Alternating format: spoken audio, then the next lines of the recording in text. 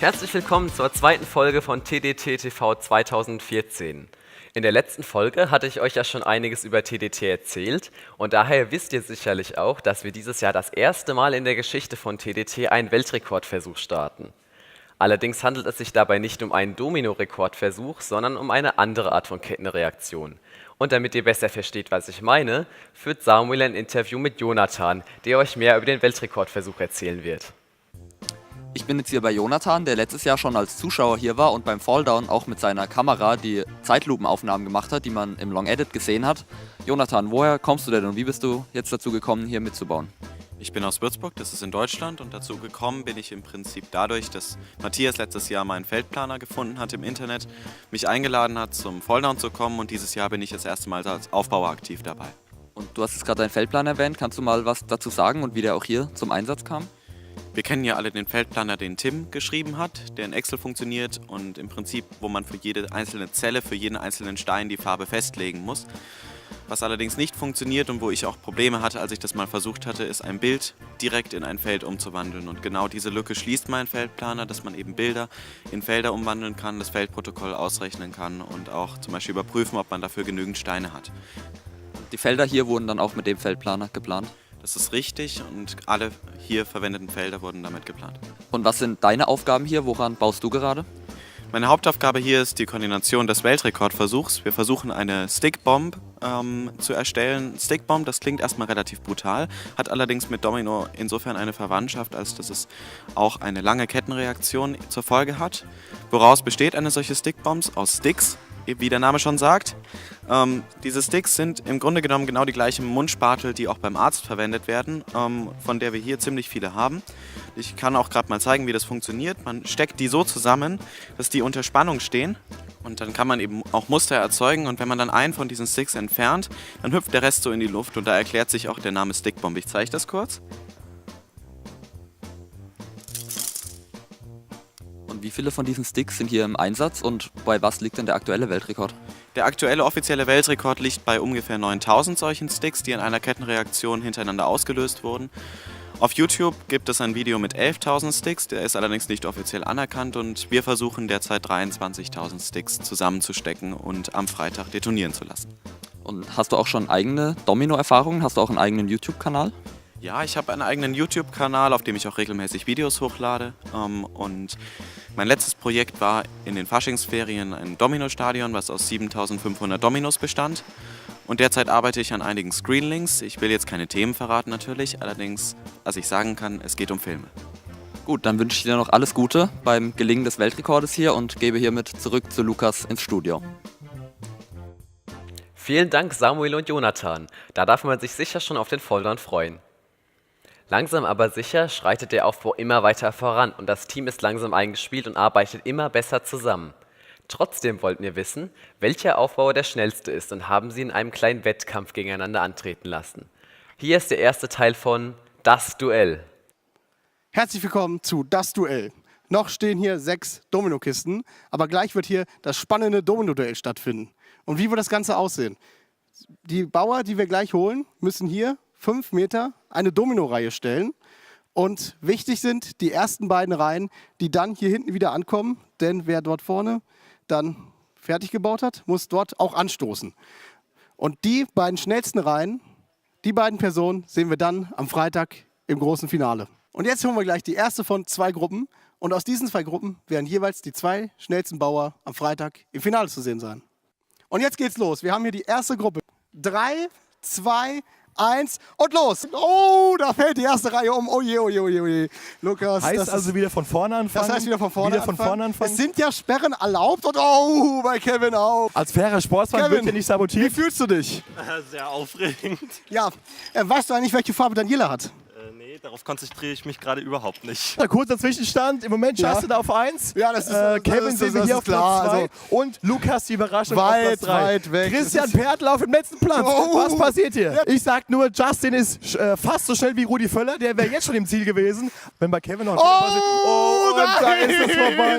Daniela auf dem letzten Platz gelandet. Aber Justin, da. Und 3-2, also die läuft schön. Schau mal, wie schön das da rauskommt. Und wenn sie fällt, ist es Platz 1, Platz 1. Glückwunsch ja, an Justin ist Justin unser Kühn Erster. auf Platz Er 1. ist- Diese lange Linie wird sie als auch bei Kevin sie folgen. kommt. Und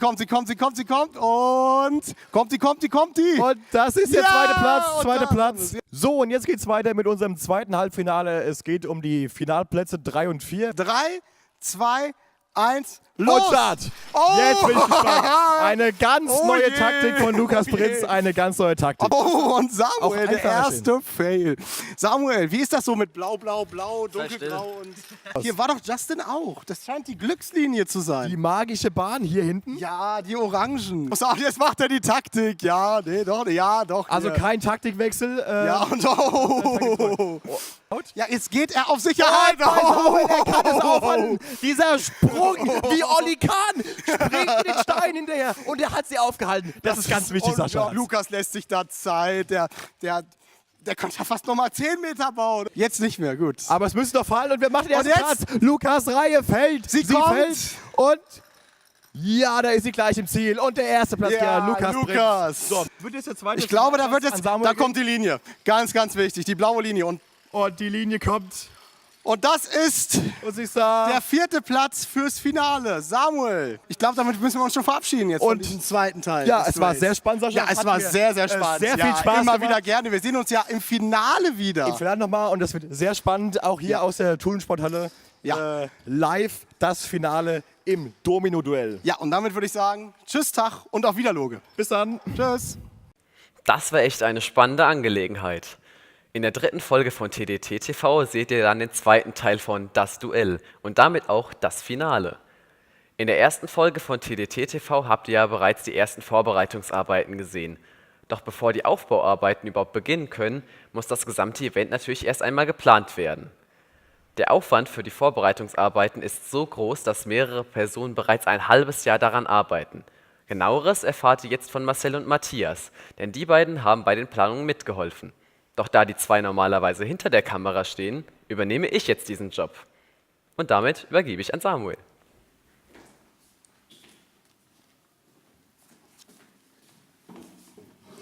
Diese beiden haben nicht nur mitgeholfen bei der Planung, sie sind die Hauptorganisatoren dieses Events und haben die Domino-Gruppe hier in Tulln auch ursprünglich ins Leben gerufen. Matthias, erzähl doch mal ein bisschen, wie hat das Ganze angefangen und wie seid ihr überhaupt zu Domino gekommen? Ja, das Ganze hat zu Weihnachten begonnen, vor circa 10 Jahren, als wir eben mit ein paar hundert Steinen durchs Haus gebaut haben. Irgendwann haben wir das dann auch gefilmt und 2008 unseren YouTube-Kanal gegründet, die ersten Videos hochgeladen und jetzt gibt es uns eben schon seit 6 Jahren. Und dann habt ihr irgendwann dieses Event TDT ins Leben gerufen. Marcel, wie sahen denn die ersten TDTs aus und wie lange gibt es das Event jetzt schon? Also begonnen hat das Ganze 2009, damals noch im Keller vom Pfadfinderheim. 15.000 Steine, klingt für jetzige Verhältnisse ziemlich klein, aber damals war das für uns eine halbe Sensation, vor Zuschauern das Ganze umzuwerfen. Und 2010 haben wir uns halt dann gedacht, der Pfadfinderkeller reicht nicht mehr, wir gehen jetzt in eine Turnhalle und dann haben wir zum ersten Mal in der Volksschule 2 gebaut, damals 30.000 Steine. Da war das Highlight für mich der große Plastikbecherturm zum Schluss und das Jahr darauf haben wir dann 2011 als großes Highlight für mich persönlich diese Challenge gehabt mit dieser 2-Minuten-Wall, was zum Schluss ziemlich knapp geworden ist, wo der Alex die Challenge dann ganz knapp noch geschafft hat und unsere größte Steigerung von 40.000 auf 100.000 war dann 2012. Da haben wir dann das erste Mal Verstärkung im Team bekommen. Da waren der Matthias Heinzelmann und der Albert dabei. Und letztes Jahr waren wir zum ersten Mal in dieser Halle hier oben, haben das erste Mal TDT-TV gemacht und haben das erste Mal diese riesengroße Sporthalle hier benutzen dürfen. Und dieses Jahr bauen wir eben 200.000 Steine auf. Und wenn man so die Steigerung im Laufe der Jahre sieht, dann muss man schon sagen, es ist gewaltig, wenn man das Ganze nochmal rückwirkend betrachtet. Und jetzt, wenn man sich das so anschaut, 200.000 Steine, da kommt man ja nicht gerade in die Turnhalle und fängt an zu bauen und überlegt sich dann mal, was man so bauen könnte. Wie funktioniert es denn mit der Planung? Wie lange plant ihr und wie funktioniert es mit der ganzen Organisation? Die meisten Leute glauben halt einfach, wir kommen hier rein und beginnen zu bauen, aber so ist es eben nicht. Das Ganze beginnt schon wenige Monate nach dem TDT, beginnen schon die Planungen fürs nächste TDT. Wir planen da mindestens ein halbes Jahr. Da gibt es sehr intensive Wochenenden, wo wir teilweise das ganze Wochenende zu Hause sitzen und für dieses TDT planen. Und die Leute wissen das meistens nicht, wie viel Arbeit da dahinter steckt. Auch hier beim TDT TV, wie viel Arbeit da dahinter steckt. Es ist nicht so, wir gehen hier ins Studio rein und drehen, sondern da gehört einiges rundherum dazu. Und damit das alles klappt, sind wirklich sehr viele Vorbereitungsarbeiten notwendig, aber umso schöner ist dann das Ergebnis zu sehen und zu sehen, wenn alles rund läuft. Matthias, du bist ja vor allem auch für die Domino-Planungen zuständig, für die Feldpläne, für den Masterplan. Erzähl doch mal, wie du das Ganze machst. Ja, also das Ganze beginnt natürlich mit einem Brainstorming. Da suchen wir mal die Motive heraus aus dem Internet und dann beginnt natürlich die Umsetzung in die Dominofelder. Weil bei den Originalmotiven stehen uns bis zu 16,7 Millionen Farben zur Verfügung, bei den Dominofeldern halt eben nur 23 und die sind doch viel kleiner. Also da liegt konkret die Schwierigkeit. Und dieses Jahr sind ja auch wieder einige tausend Color Change Steine im Einsatz. Erzähl doch mal, wie ihr die hergestellt habt und was da der besondere Effekt ist. Das Ganze war natürlich sehr, sehr aufwendig. Wir mussten die Color Change Steine auf allen Seiten bis auf einer Seite besprühen mit Sprühlack. Das hat uns insgesamt 4 ganze Wochenenden gekostet. Und das Ganze hat halt eben den Effekt, wenn es umfällt, erst dann sieht man das Motiv und vorher halt eben noch nicht. War sehr, sehr aufwendig und man darf sicher gespannt sein auf das Motiv. Aber die Arbeit wird sich dann sicher gelohnt haben, wenn man das Ergebnis sieht. Diese beiden haben von den Vorbereitungsarbeiten auch schon vor einigen Wochen ein kleines Video gedreht und das seht ihr jetzt. Jetzt befinde ich mich hier im Freien beim Steinefärben für das diesjährige Color Change Projekt. Wir haben hier soeben 1800 Steine besprüht, die ersten 1800. Und das heißt, es fehlen jetzt noch insgesamt knapp über 3000 Steine, die wir noch einsprühen müssen. Und vor allem, man darf nicht vergessen, wir müssen ja immer 5 Seiten besprühen und das ist erst die erste Seite von den ersten 1800 Steinen. Zur Erinnerung, was das Color Change genau bedeutet, wie das aussieht, zeigen wir euch jetzt das Smartphone-Feld vom letzten Jahr.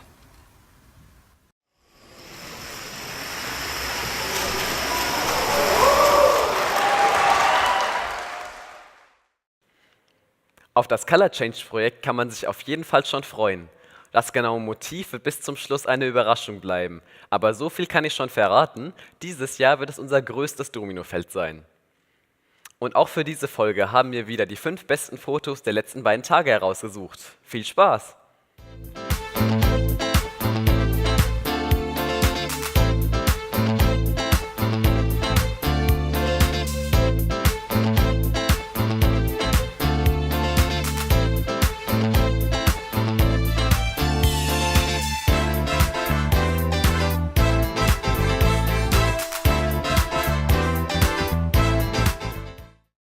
Und da sind wir auch schon fast wieder am Ende der Folge angelangt und deshalb werde ich jetzt auf euer Feedback eingehen.